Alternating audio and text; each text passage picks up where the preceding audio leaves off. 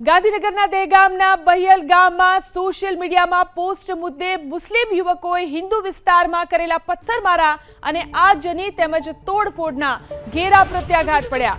બુધવારે થયેલી કોમી હિંસા બાદ ગુરુવારે પોલીસે દિવસ દરમિયાન તપાસ કરી અને 60 લોકોની ધરપકડ કરી।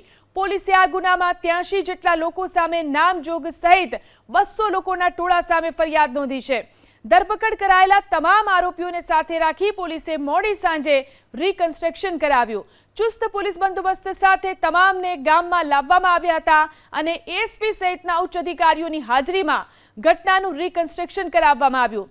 બીજી તરફ ચુસ્ત પોલીસ બંદોબસ્ત વચ્ચે ગુરુવારે ફરી પોલીસે ગરબા શરૂ કરાવ્યા હતા। ગરબા શરૂ થાય તે પહેલા માં જગદંબાની આરતી કરવામાં આવી, જેમાં મોટી સંખ્યામાં ગ્રામજનો હાજર રહ્યા। એટલું જ નહીં, પોલીસની હાજરીમાં ગ્રામજનોએ જય ભવાની, જય શિવાજીના નારા પણ લગાવ્યા। આ દરમિયાન કોઈ અનિચ્છનીય ઘટના ન બને તે માટે પોલીસે ગરબા આયોજન સ્થળ આસપાસ ચુસ્ત પોલીસ બંદોબસ્ત ગોઠવ્યો હતો।